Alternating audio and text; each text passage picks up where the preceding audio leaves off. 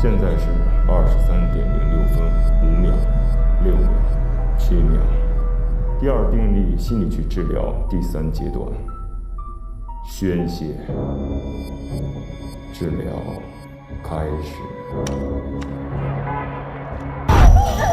Q，并没有人看着你，这一切都是你的错觉，打倒你内心的梦魇，才能开始新的生活。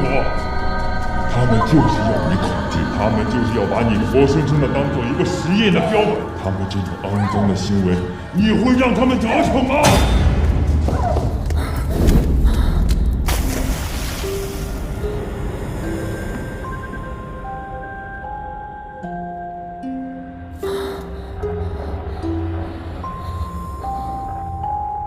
现在是23:18分17秒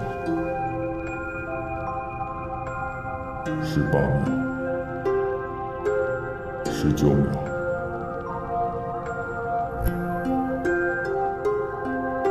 第二病例心理学治疗最终阶段，仪式开始。1。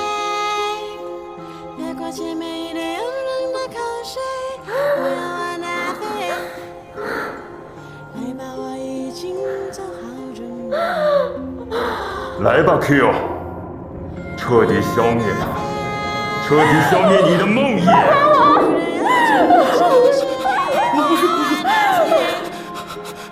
我只知道这是个实验，我没想到要伤害那个女孩啊！闭嘴！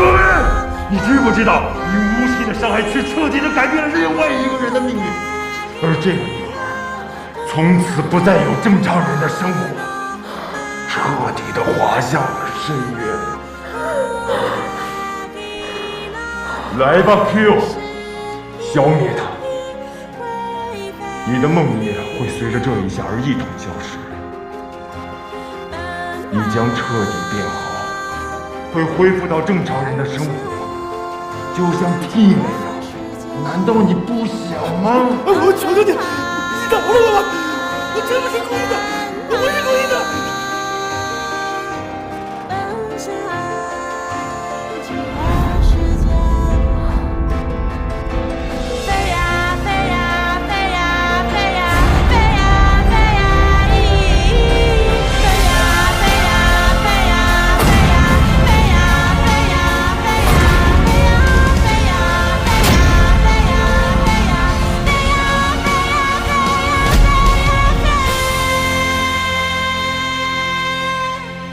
现在是0:0分0秒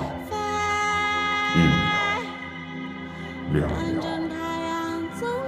第二病例心理学治疗最终阶段成功，一个新的生命来了。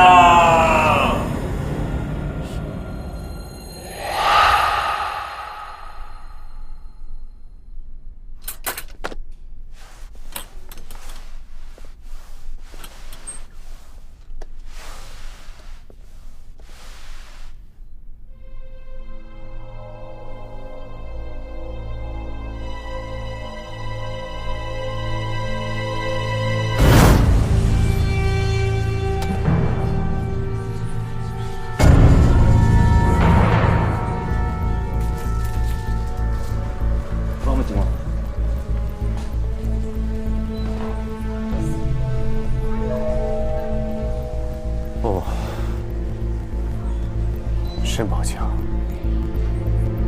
你看，发现他的时候，他的尸体就被放在这个展柜上。发现他的好像是做保洁的阿姨。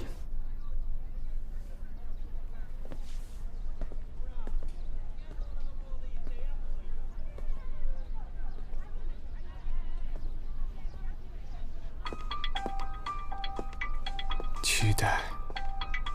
狂热和救赎，啊，也是那个组织干的，这也是一种仪式。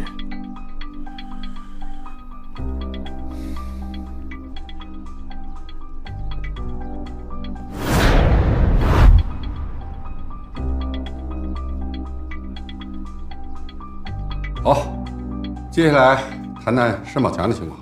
阿展，好。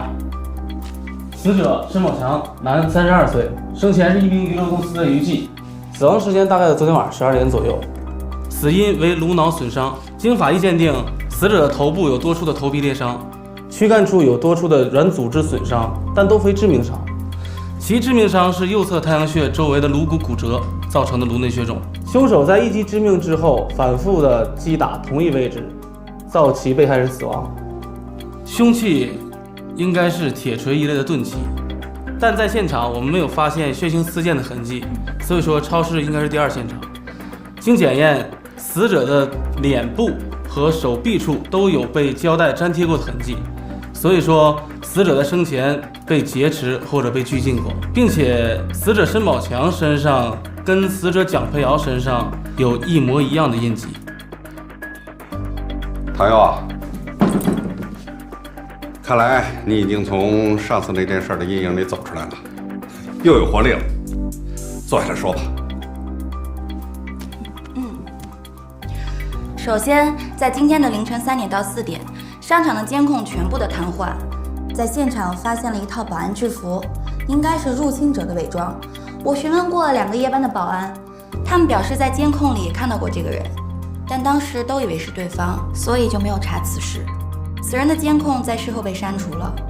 我们在申宝强的衣服里发现一个暗兜，在里面发现了一个申宝强平时佩戴的录音笔，并且这支录音笔一直在工作，可能他录下了什么连凶手都不知道的证据。不过，在绑架打斗的过程中，这个录音设备受到严重的撞击，电路板受到严重的损坏，我需要多一点的时间来恢复里面的数据。可以，有结果了，给我送一份。一是杀人，又是心理犯罪。王默，你那儿还有什么情况？本次案件与地下迷宫案有着非常相似的情况。第一，死者生前都被束缚和拘禁过；第二，都有看起来毫无必要，但是却有极大风险的抛尸行为；第三，现场充满着诡异的仪式感；第四，蒋佩瑶和申宝强身上都有相同的标记。从这4点来推断，杀死蒋佩瑶和申宝强的是同一组织。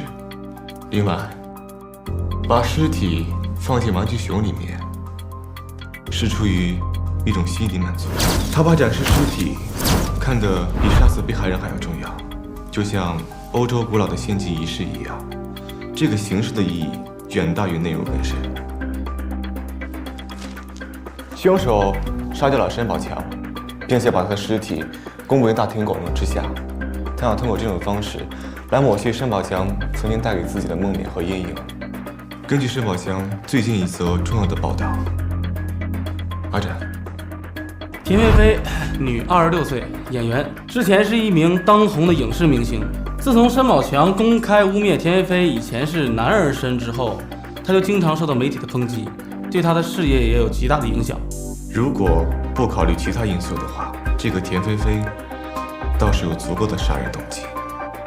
您说这个田菲菲可能是雇凶杀人，甚至有可能，他就是这个组织的其中一员。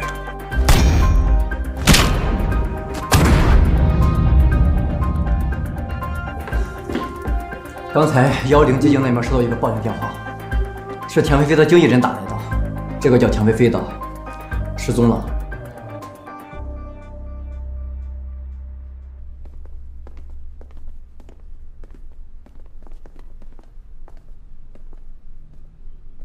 你们谁啊？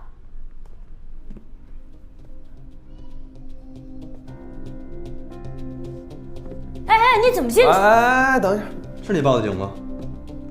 杨青是吗？刑警队的啊。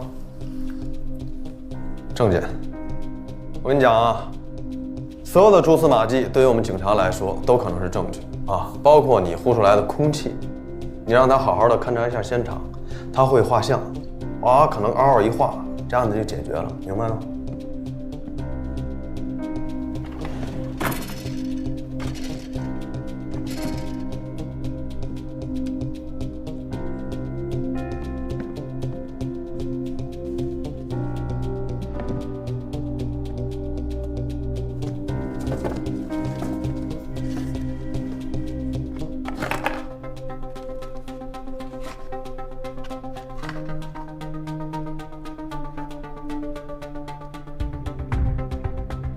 田菲菲是什么时候不见的？昨天白天，她自己拍完广告后就走了。现在电话打了也有200多个了，刚开始是不接，现在完全就是关机状态。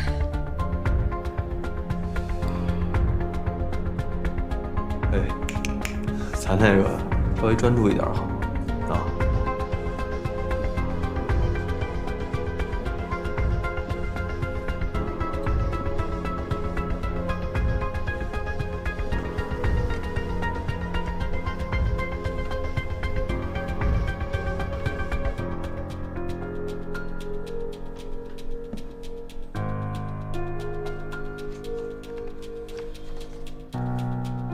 你紧张什么呢？这屋里又没有尸体，咱继续好不好？嗯。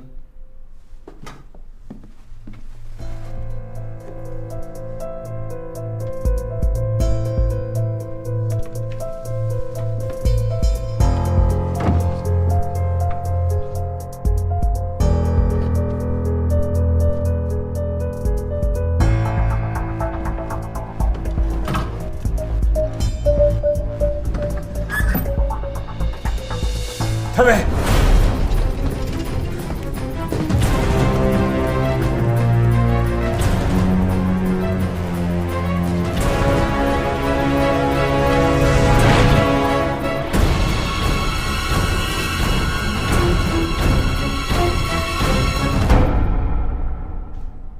哎，老惠，把这带回去。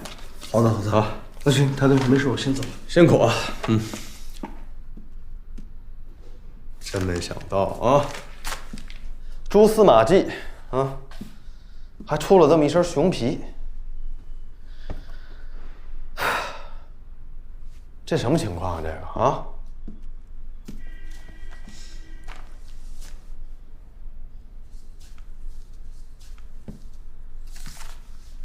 应该是 PTSD 患者。自从沈宝强向他泼了污水，污蔑他是个男人之后，他的心理压力与日俱增，再加上严重的心理问题，所以他会通过剪断、捅破这种随处可见的玩具熊布偶，来得到心理上的宣泄。但是，他发现自己的问题越来越严重了，他想要剪断自己心理问题的根源，所以把沈宝强装入玩具熊内，然后杀掉。他是个明星，这些东西就是他应该承受的。要是哪一天他亲爹死了，他还是会笑眯眯地对着他纤细的粉丝说：“我好爱你们呀！大晚上的，快回去吧，别感冒了。”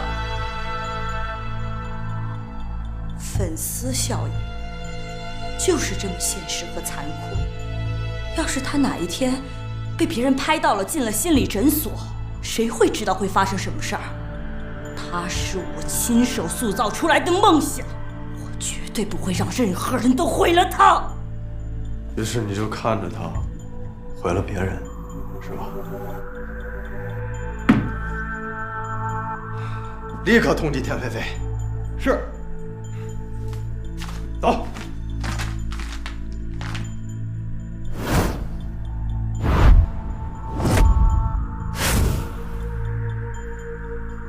你有没有想过，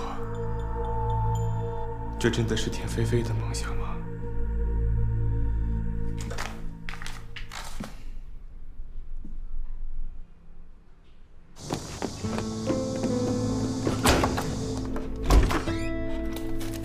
来了。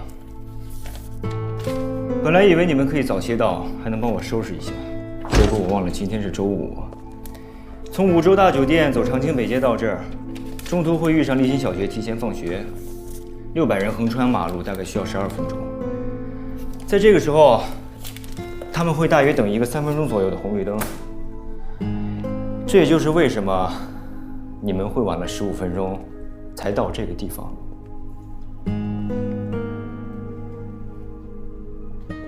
白加了这么好的泡面，都坨了。哎，给你们加根肠。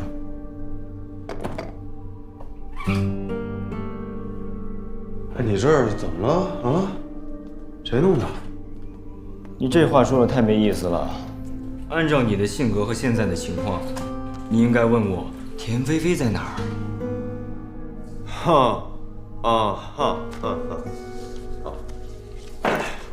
田菲菲的经纪人杨青来过这里，对吧？他应该是从田菲菲的东西里翻出了你的名片。杨青把这儿砸了，是因为他怀疑你把田菲菲藏了起来。这种情绪宣泄往往是走投无路的一种表现。走投无路，一般会找警察。正着推，就是你是为什么知道我们会来这里；反着推，就是我为什么知道杨青会来这儿。厉害啊！你比我少知道一个条件，在信息不对等的情况下，能分析出这些，你是来夸你自己吧？没有那么悬，只是一种简单的心理现象而已。就像你的车丢了，你必然会怀疑以前把钥匙借给过的人。看来杨青不是光把书扔在地上，这还扔你脑袋上了啊！你为什么不报警？为什么要报警？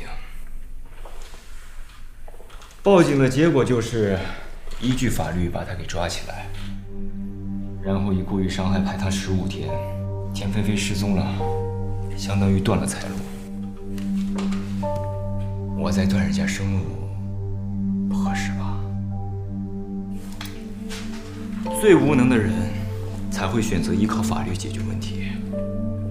法律只能解决表象，它只能告诉你不能这么做，但是它不会告诉你为什么不能这么做。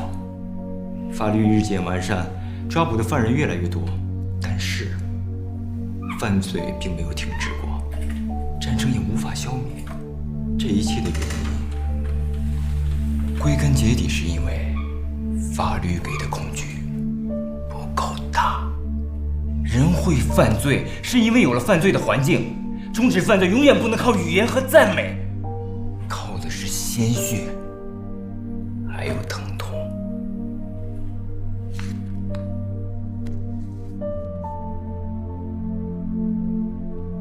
约翰·华生和斯金纳行为主义理论，对吗？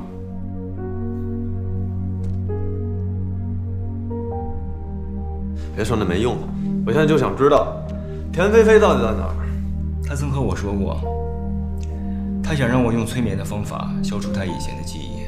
他儿时的记忆可能是造成他现在心理问题的根源。我用这幅画给他制造了一个非常舒服的环境，在那里没有疼痛，没有阴影，只有在那里他才可以安稳地睡着。我建议你们还是从他的回忆里找一找。去哪儿找？就是他的原籍和原住址。直接说不就？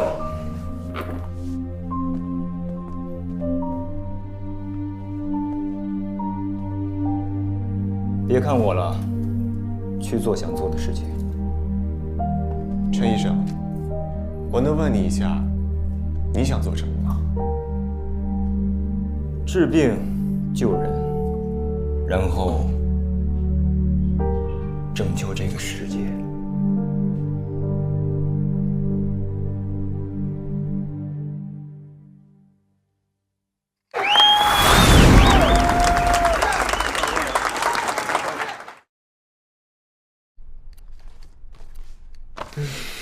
哦，唐小姐送您的。她听说您的袜子总是莫名的失踪。老头，不要。恐惧。我恐惧个毛线恐惧？听说过左旋楼梯恐惧症吗？有些人总以为自己会被困在楼梯系统里，永远下不来。还有左侧恐惧症。我听说过方木恐惧症啊。这种恐惧症你也有？因为一段失败的感情，现在只要对你有点意思的女人，你都害怕。哦，这么一说，我还真有。我的恐惧来源于，我觉得我自己太有弦儿了。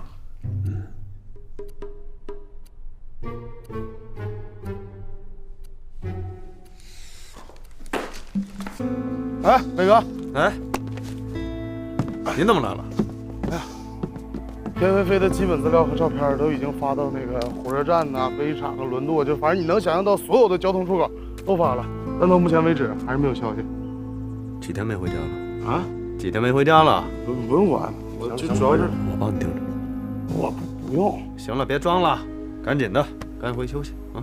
我帮你盯着。都真走了，我回来废话了，行了，赶紧的，走吧，回去好好歇着啊。走了啊。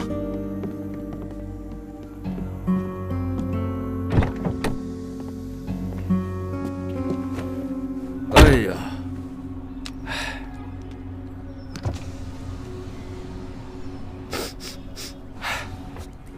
一闻就知道，就在那想什么哲学呀，想人生啊，是吧？我在想，陈哲刚才说的，可能是对的。如果人的行为和命运是可以被操控的，如果他们知道他们即将做出的选择会给他们带来完全性的毁灭的话，如果这个世界真的变成了犯罪必将得到制裁的话，他们还会去犯罪吗？如果没有犯罪，没有当年的强奸案，罗家海不会死，沈香不会死，就不会有那么多的难以治愈的心理创伤，也就不会再有那么多的 PTSD 患者。照你这么说，犯人抓到了，正义没有实现的主要原因是法律给的恐惧不够大，是吧？啊，只要人不敢去犯法，正义就实现了，是不是？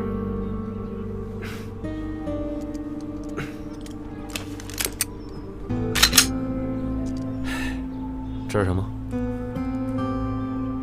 回答我，这是什么？啊？枪。对，枪。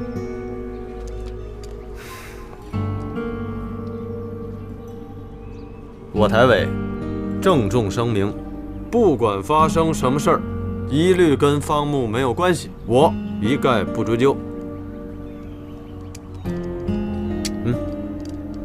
开枪打死吧。开枪，没事，我刚才都录了音了，你不会有罪的，你没事，来开枪。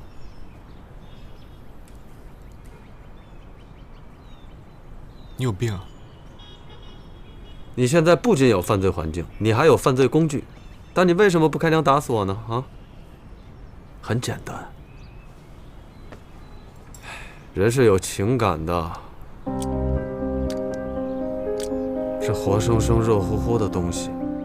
正义绝不是让人不敢去犯罪，而是不想去犯罪。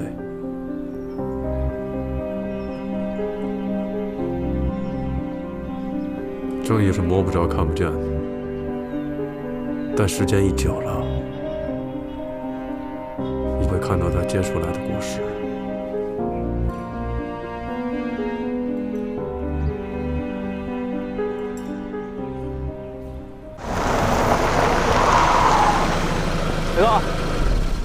雷哥，来，档案，田飞16岁那年去的美国，档案科显示他的初中、高中是绿藤4中、绿藤1中毕业的，但我去两所学校吵死人了。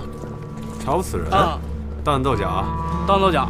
我找他那个粉丝会员会的那个会长，哎，那小子正按摩呢，你知道吗？让我给逮着了。他跟我透露，就是这所学校毕业的。关于大案造假，他说他也不知道。哎，你们找谁啊？警察，我们找校长。哦，好，不用找了啊，我就是。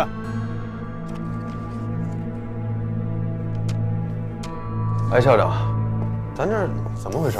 是要搬吗？啊，那是搬家呀，关门了。学校这几年没有生源，这2栋房子都要卖。哦，96年以后，3年内的毕业照都在这里面了吗？都在吗？不瞒你们说啊，我们学校每一届毕业生的名字啊，我都记得清清楚楚。哎，刚才你们说的那个田飞飞呀，好像没有这个人。啊，来，咱那个您好好想想，好好回忆一下，是不是弄错了，或者是记混了啊？哎呀，不可能，凭我的记性，不可能。撤吧，啊，走了。台伟，我找到了一个你绝对想不到的人。谁啊？申宝强吗？这不？哎，什么？你们在说申宝强啊？你们认识他？啊，这个人是谁？这个吗？冯国信，他呀跟申宝强特别好，天天都混在一起。奥数他们俩都拿了金奖。本来指望他们能考个好成绩，没想到这个冯国庆啊，关键时候考试1周前他生病了，结果什么都没考。哎，那您知不知道现在这人在哪？哎呀，这我就不太清楚，那么多年了。但我记得他什么都没考上以后啊，他就随着他父母到外地，一直没回来。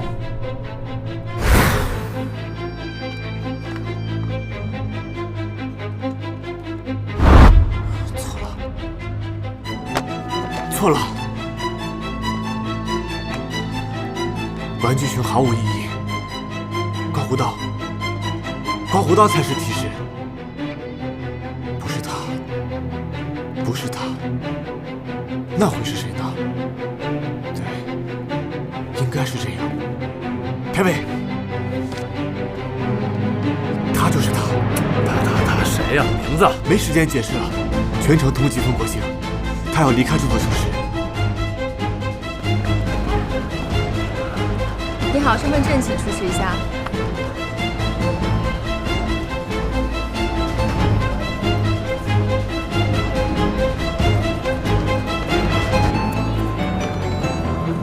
登记牌请拿好。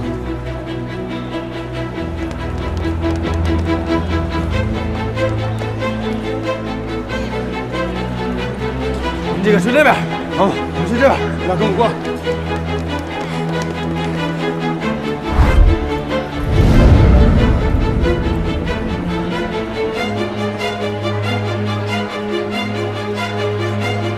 我用这幅画给他制造了一个非常舒服的环境，只有在那里，他才可以安稳地睡着。各位乘客请注意，天空之镜，乘坐的飞往玻利维亚的开伟 CA8169去国际出发国。现在开始登机，请您从22号登机口上飞机。你好，请出示您身份证登记牌。你要眼镜摘一下。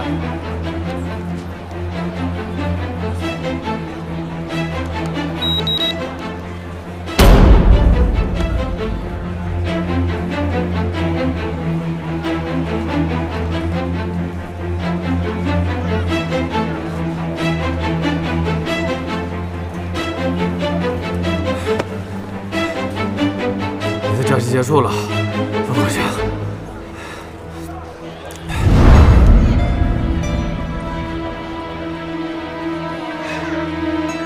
就是他，田菲菲。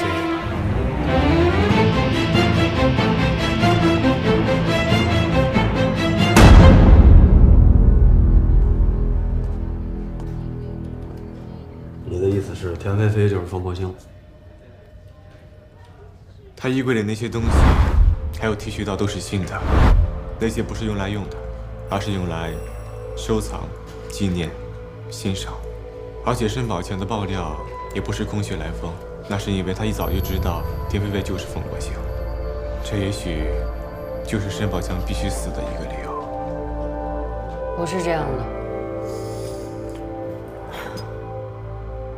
我没有杀人，你们立刻放我走。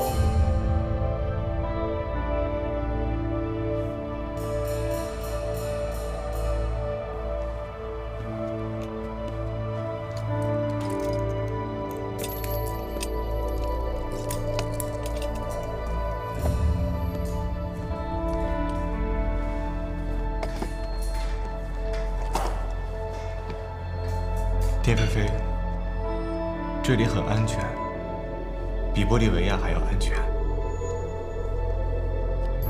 我是叫你田菲菲呢，还是冯国兴？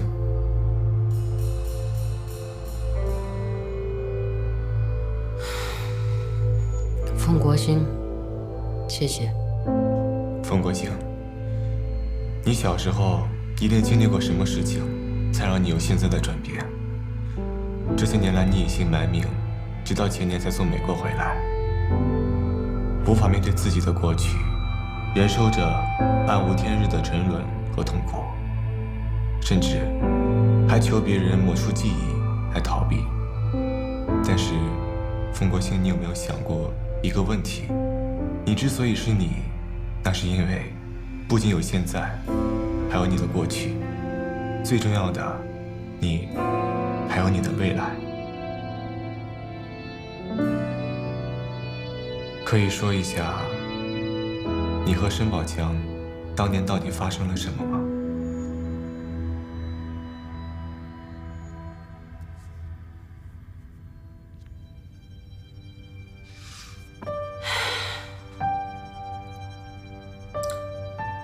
我13岁的时候，正是性萌动的当口。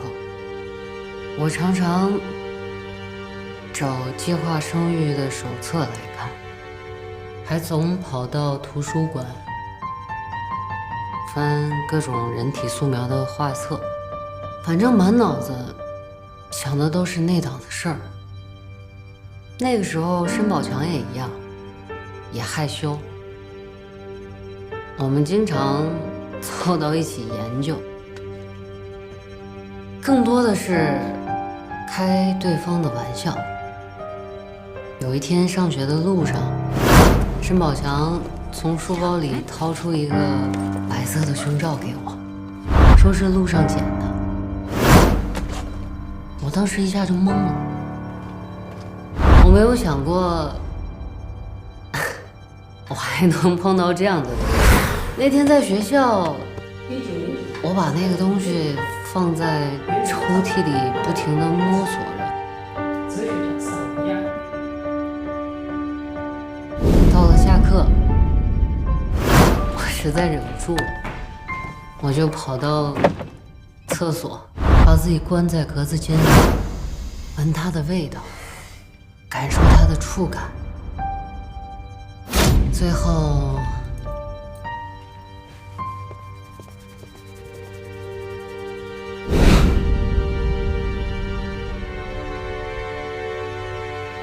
那天放学回家，申宝强就老在那儿怪笑，他就在那儿问我呀：“你开不开心啊？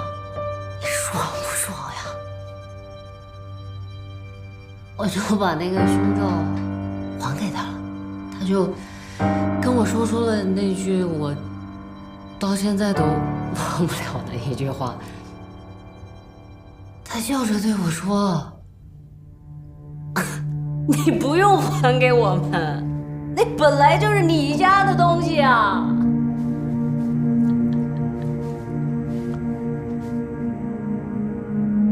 然后呢？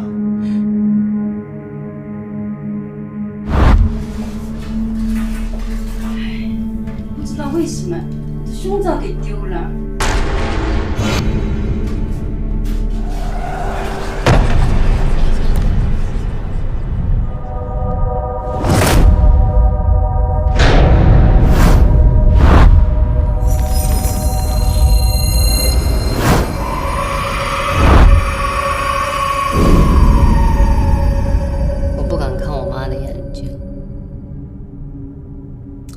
羞耻，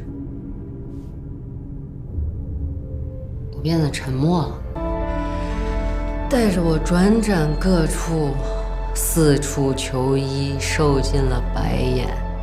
后来我妈听说美国有一种技术可以治好我的病，所以我们就偷渡去了美国。可是到了美国，我妈就得了热病，去世了。再然后，我在唐人街的一个晚会客串，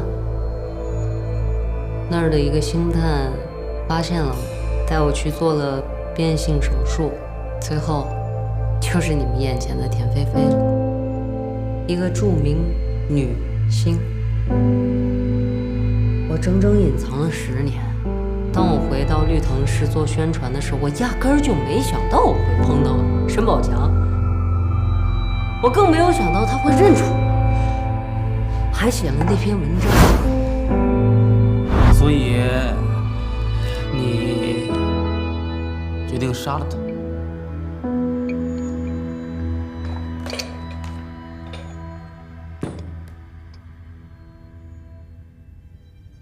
我说了，我没有杀人。至今为止，我只杀过我自己，我没有杀任何人。我只想消失，我只想消失，不行吗？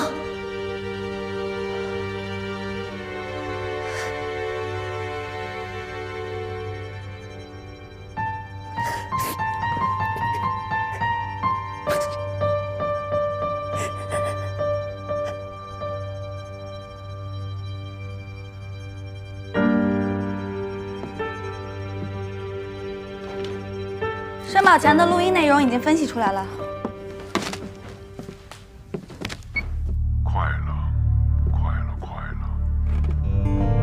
现在看着我的眼睛，你会陷入更深层次的睡眠。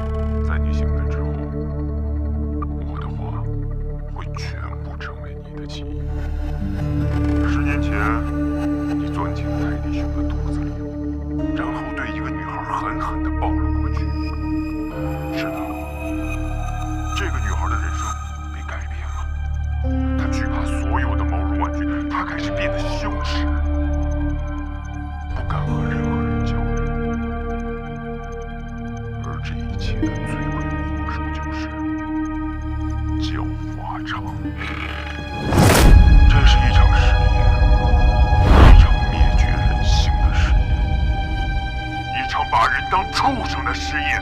而你就是当时这个实验的执行者。教化场实验，这什么啊？好像是催眠。那这凶手也太厉害了，神通广大呀！又会黑客，想攻哪儿攻哪儿，然后还会催眠。就是啊，多人犯罪的可能性很大，又是黑客 Q 小姐。又是催眠师，所以田菲菲的确不是凶手。田菲菲之所以不是凶手，是因为我们找到她的时候，她手里还拿着一个毛绒玩具，而这个真正的凶手，应该是恐惧、毛绒玩具熊之类的东西。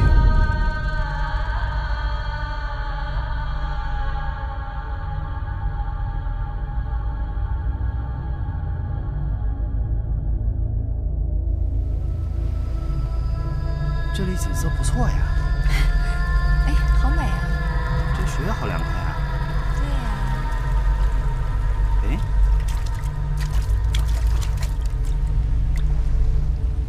你怎么掉头发了呀？啊，这头发不是我的呀。不是你的。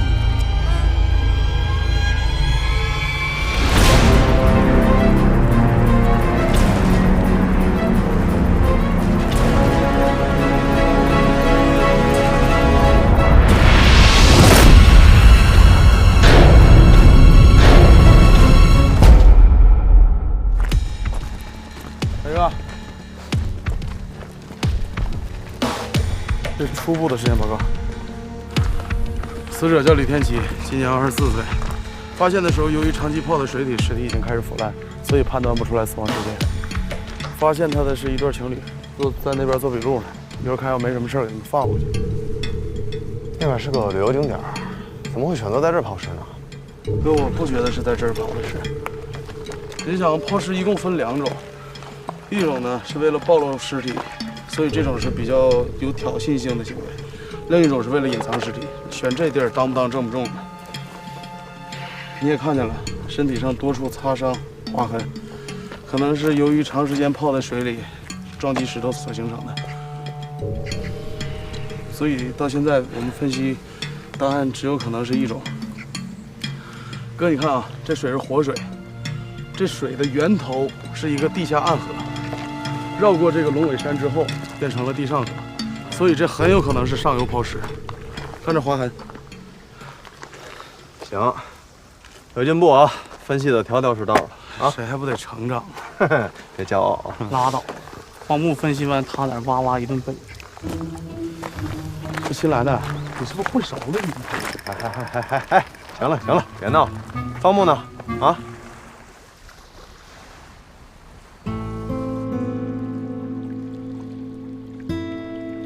在呢，在我们面前的就是龙尾洞，这个洞形成大概有400-500万年了。它是一个大型的冲水溶洞，暗河部分长约有6000米，平均水深是1.5米，最深的地方呢有8米，主要由暗河、溶洞、峡谷组成。景点有天生三桥、黑龙潭、赤穴、大峡谷等。现在大概有3000米的暗河已经开发完毕了，估计等到下次大家再来的时候，整个工程应该已经完工了。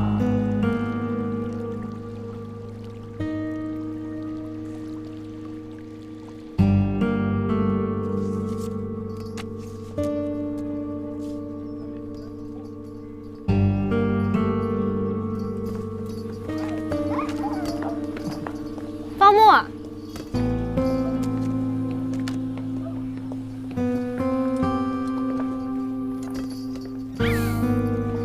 这几天住的还习惯吗？习惯。赵大姐和周老师都特别照顾我，比家里好。你呢？你就说这几个月的记忆被抹掉了，但之前的记忆都还在，对吗？为什么不回家呢？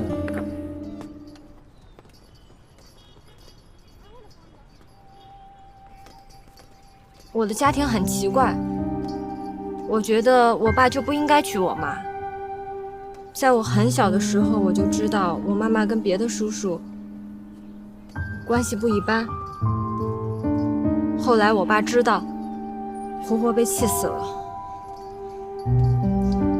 很多时候，妈妈跟叔叔在房间里反锁着门，我放学回不了家，就只能蹲在门口，无聊地看那些男人的鞋子，猜他们都是什么样的人。那时候我有了一项特殊的本领，那些男人出来之后，我发现我猜的和他们都差不多。你可以考虑一下，以后当警察，足迹鉴定。其实我觉得这2个月的事情记不起来也好，如果是一些美好的记忆的话就算了，如果是一些不好的记忆的话，忘了反倒是一件好事儿。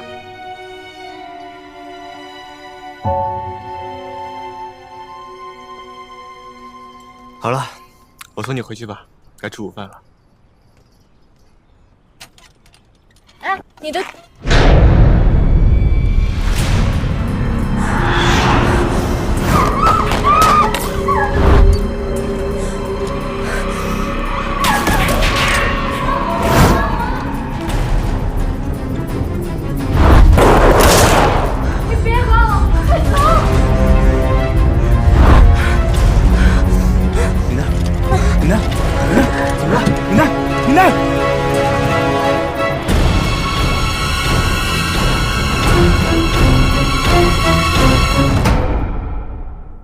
死者名叫李天琪，今年24岁。2年前来到绿藤市打工，1年前被曝失踪，死因是因为溺水。这是现场照片。因为长时间的浸泡导致尸体已经腐烂，所以我们只能大概的推断他的死亡时间是在1周之前。在尸体的手腕和脚踝处都发现了很多的被绳子捆绑过的痕迹，所以我们断定他在死亡之前一定是遭到过绑架。而且根据法医那边刚传来的消息说，在他的腹部发现了手术刀划过的刀痕和缝合的针线，这只能说明死者生前刚刚怀过孕。但是奇怪的是，我把李天琪的信息放入数据库进行了比对，发现在1年前，李天琪的室友曾经报过案，李天琪失踪了。我们走访发现，在1年前，李天琪并没有怀孕。这又是一起少女失踪案，你们说他会不会和邢娜失踪案是同一个犯罪组织所为呢？非常有可能。我们发现李天琪失踪之前，曾经也通过招聘公司递交过简历，但是在1年前，这个公司就已经倒闭了。米南身上剖腹产的刀口和李天琪的基本上是一样的，并且他们的手腕和脚踝处都有相同的勒痕，虽然有些牵强，但是现在有理由怀疑米南和李天琪还有邢娜，他们遭受的是相同组织绑架。但是米南现在失忆了，有个办法可以试一下。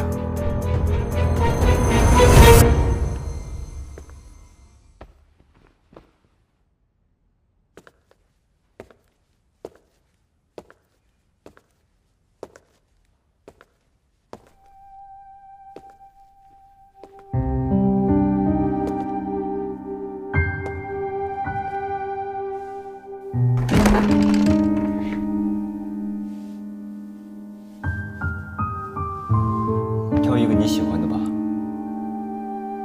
有没有小熊维尼？我喜欢小熊维尼。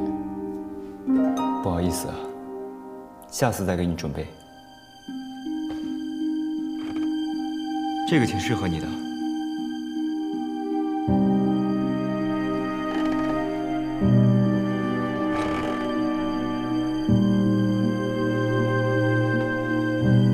哎，对了，这陈哲这么年轻，活儿行不行啊？当一个人遭受了巨大的精神伤害，他就会采取防卫措施。出于生存本能，他会隐藏过去所受到的伤害。我们通过催眠，可以意识，并与潜意识进行交流。其实，催眠的技巧倒是其次，最关键的是，有没有真正要治病救人的觉悟。很显然，陈哲有。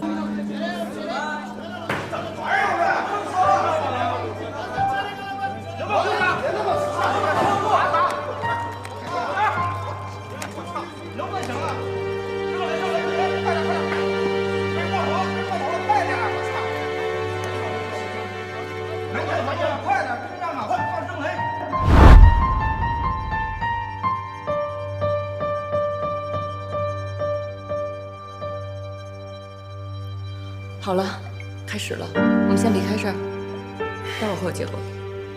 好。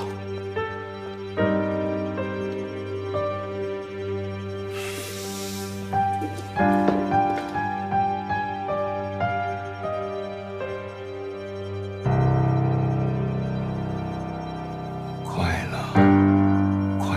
了，你会进入到更深的睡眠当中去。接着，我想请你进行3次较深长的呼吸。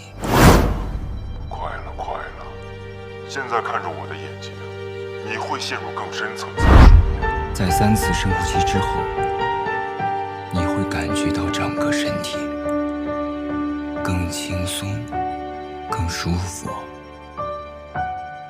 身心非常的舒畅。1、2、3，现在你来到了一个安全的环境，这是一切事件的起因。慢慢的告诉我，你来自于哪儿？牡丹江的一个网吧里。那你为什么要来到这个城市？一个网友约我来绿藤市见面。你见到他了吗？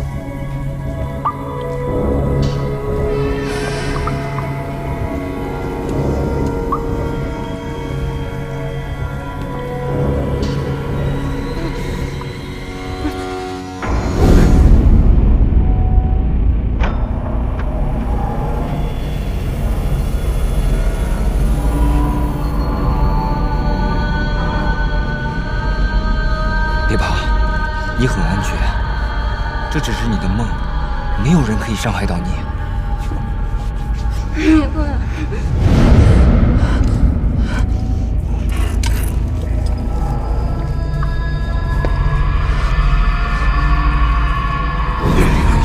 别怕，别怕！你现在马上开始醒来，你的眼皮越来越松，你的身体逐渐恢复控制，你的面前将有一道光，在我数到3的时候，它会带你离开梦境。1、2。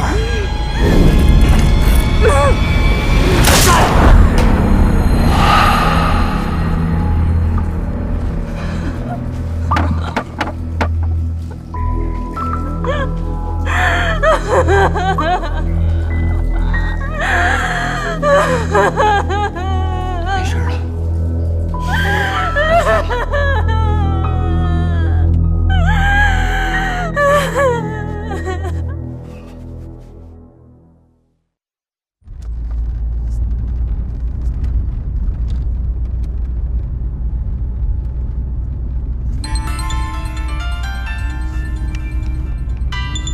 喂，张医生。邢志森病情反复了，经过了我们刚刚的全力抢救，现在基本已经恢复。事发突然，现在才能通知你。幸亏没发生什么严重的后果，不过今后的情况可就说不准了。好的，好，谢谢。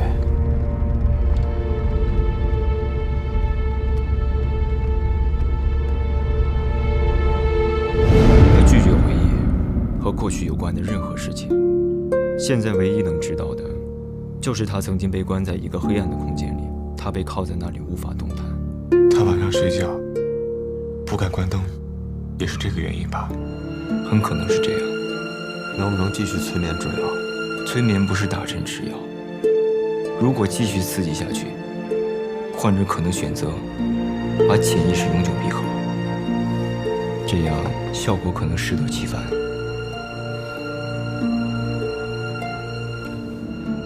好吧，其实还有一个方法，也许可以。创伤场景还原。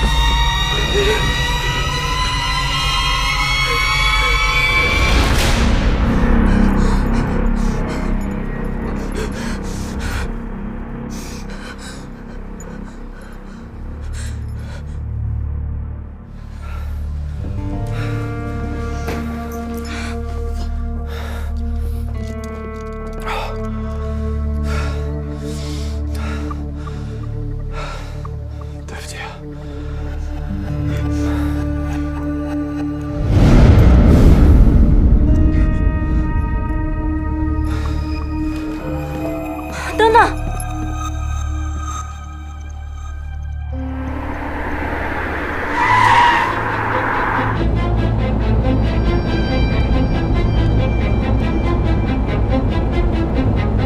我是被一个人救出来的，那个人的手臂上有块纹身。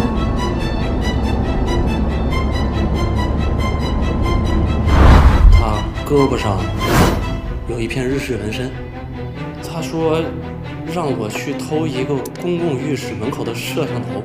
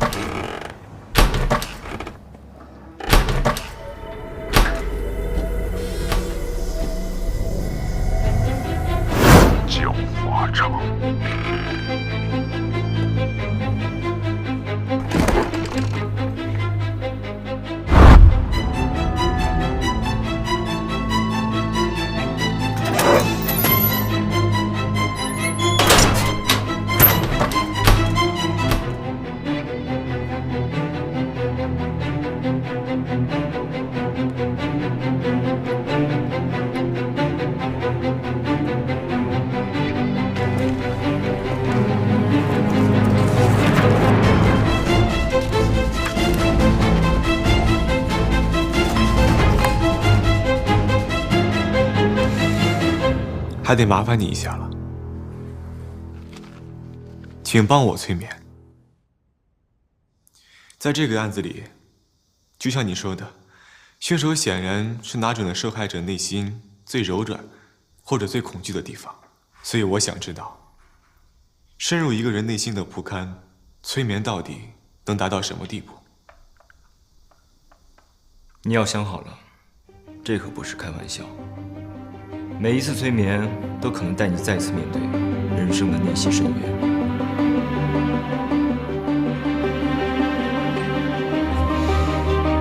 来吧。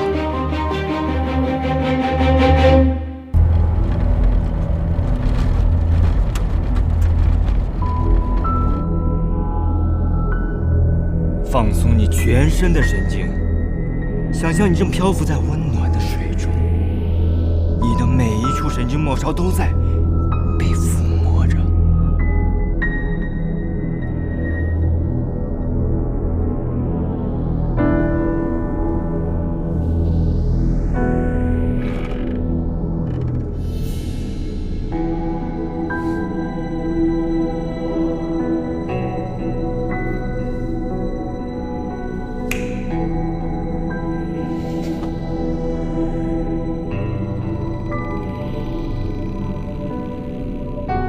你好像回到了那段难以忘却的时光，在那里，你会再次经历曾经的痛苦、孤独、无助，因为没有人可以相信，所有的人都是披着人皮的恶魔。你善良、温柔，无力分辨。你会发现，全世界所有的人都是如此，包括你在内。你的恶魔其实没有什么，只是对恶魔的同情。所以你害怕自己终将会成为恶的帮凶，魔的一员。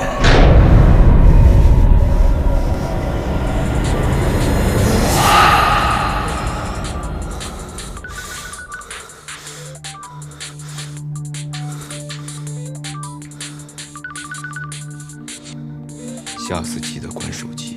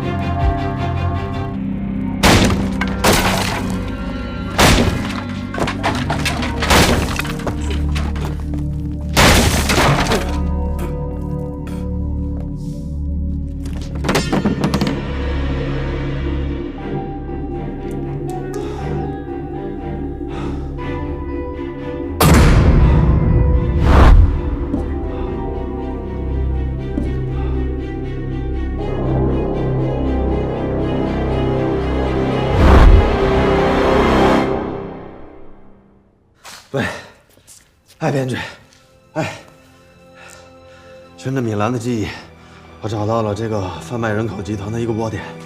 我们一直追查的那个上线应该是死了，他好像也是个警察，叫丁书成。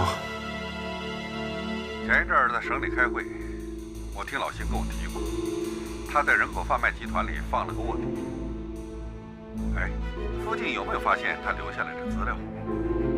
没有，他们做的非常干净，尸体是被砌在墙里面的，是我挖出来的。行，这样吧，先把丁书成的遗体给我带回来。下来。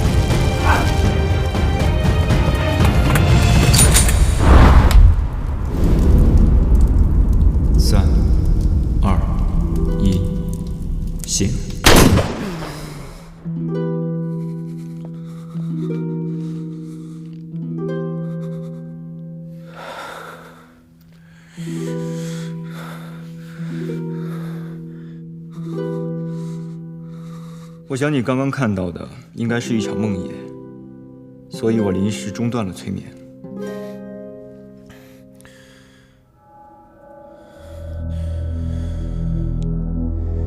你在故意引导我？没有那个必要。你比我想象的更容易进入催眠状态。你知道吗？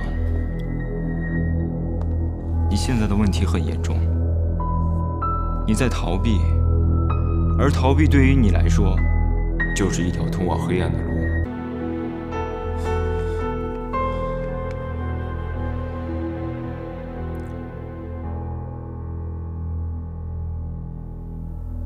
我先走了。等等，刚刚是我中断了催眠，我建议你还是先休息一下。多谢你提醒。哎，等等，你现在这种状况比酒驾还危险，你要去哪儿？我送你吧。啊。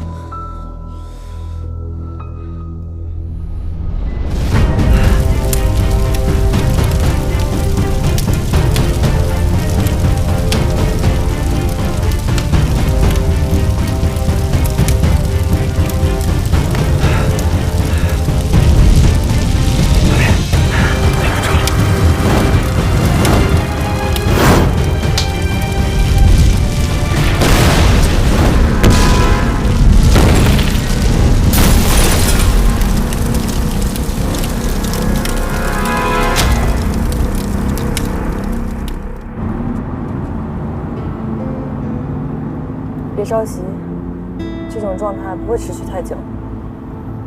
你不应该这么莽撞的选择催眠，你应该知道，不是每个人都适合被催眠。我这不是没事吗？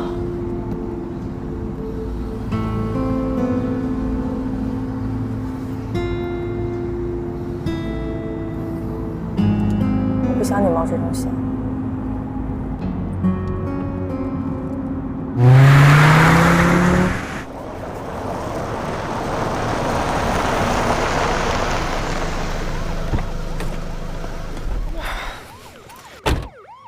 刚刚接到报警说这里发生火灾，我们就赶过来了。现场发现一具尸体，那尸体……哎，裴伟，裴伟，哎，瞎喊什么呢？这儿呢。这么盼着我死啊？你一个闯起来，你以为你是超人啊？别！你冲我来干什么啊？我给你打电话，你接了吗？你说什么？我受伤呢。方木，你有话不会好好说呀？台伟，你也是。不是这位大姐，你是哪儿来的？这几天现在都拉着你指这个骂那个的。杨云。啊。这家老杨们都来了，过来帮忙。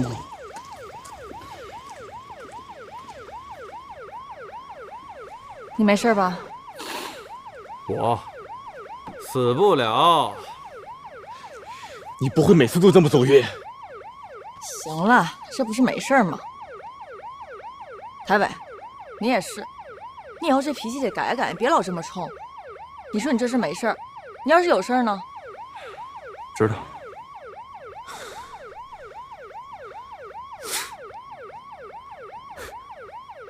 好笑吗？